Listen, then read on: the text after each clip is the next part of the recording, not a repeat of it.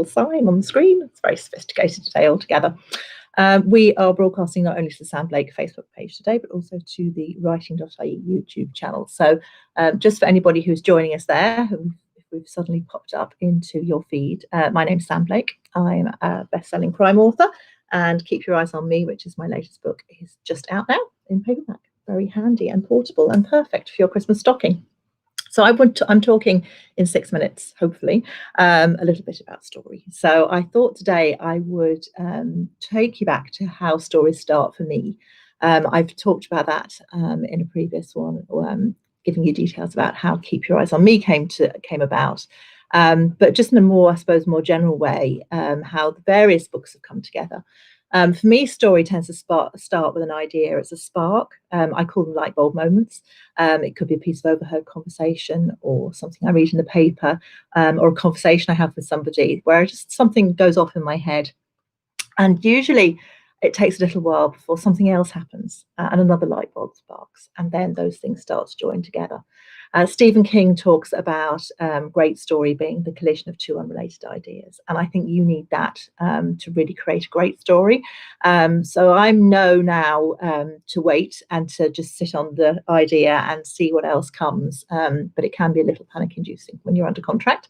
For me, I tend to find that the ideas, the bits of story idea, which tend to be sort of, they could be characters or they could be plotty ideas. Hi, Dolores, just joined us. Lovely to have you. They sort of float and are like on a whiteboard in my head for a long time before they start to join up. And very often it's just that one extra piece that you need to make them really, really work. Joseph O'Connor speaks about characters floating around in your head. And I love the idea that there are characters sort of floating around in the ether, waiting for writers to land on and to find who are then going to tell their story. And I certainly feel that happens to me. So quite often a story might just start with an idea, might start with a place or a person.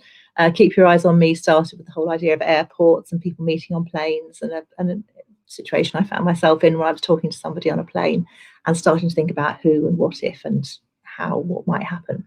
The Dark Room, which is a book that's coming out in January, started when I was sitting on a beach in Cornwall, and I was just mooching away, looking out to sea, and I got this idea in my head of a woman running across a beach, being pursued by a German Shepherd. A German Shepherd was playing with her; it was her dog, and it was a really, really, really clear image.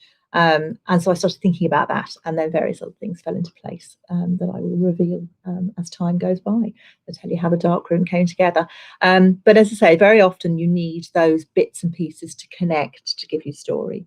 And then one of the first things I do is, now I've learned the hard way, is to write a bit of a blurb about what the story is going to be about. So it's a couple of paragraphs, really trying to focus on what the core story is, and whether it. And then I'm really thinking about, does it hook me? Do I think it's going to hook a reader? Who are the characters? What's the story about? What's the location? For me, location is as important as character in a book. And certainly the Dark Room, which is set in a country house hotel called Hare's Landing in West Cork. The location is very, very important. And Keep Your Eyes on Me, we're in Bloomsbury, we're in New York, we're in Killiney in Dublin, and location there is very distinct and quite important too. I spent a lot of time wandering around Bloomsbury, getting a feel for the place, and gathering my ideas when I wrote Keep Your Eyes on Me. So blurb comes first. And then I'm really thinking in terms of how much story I've got. And so what I do is I create a chapter plan. And my chapter plans are actually on writing.ie for anybody who wants to just Google Sam Blake on the writing.ie website, and you'll find the various articles and the ones I've written about plotting and planning. So I create a chapter plan, which is basically a series of columns, which give me an idea. I usually try and do literally 6 columns across a page, but I do 30 columns because I'm working on the principle that I write roughly 3,000 words a chapter, and that those 30 columns will give me a 90,000 word book. Now, in fact, I don't ever write 3,000 words a chapter, and quite often I end up with 50 chapters at the end of the book. But that structure tells me if I've got enough story and enough happening to actually write a book. And I've had a couple of ideas where I've actually tried to map out that structure and then realised that actually there isn't a whole story there. That it just isn't enough to really build a book, and the rest isn't coming. And so I've been able to abandon it at that stage, which is a good place, because rather than getting 20 or 30,000 words into a story and discovering it doesn't work, I like structure. I'm an organized person. I like to know what's going to happen. But that said, quite often I go off piste completely. As I say, I usually end up with about 52 chapters and 55. I love to get to a round number, and I haven't managed it yet. But that gives me that structure gives me a sense of where I'm going. So if my characters take me off in a different direction, I know where I'm headed. And that for me is really, really important, and hopefully for the reader too. I think particularly when you're writing crime, getting the twists in the right places and making sure that you're foreshadowing correctly in the right places, and not giving away too much, is really, really important. And so from that perspective, for me, plotting and planning works really well.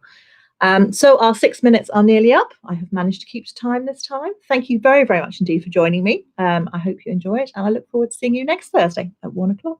Talk to you soon. Bye.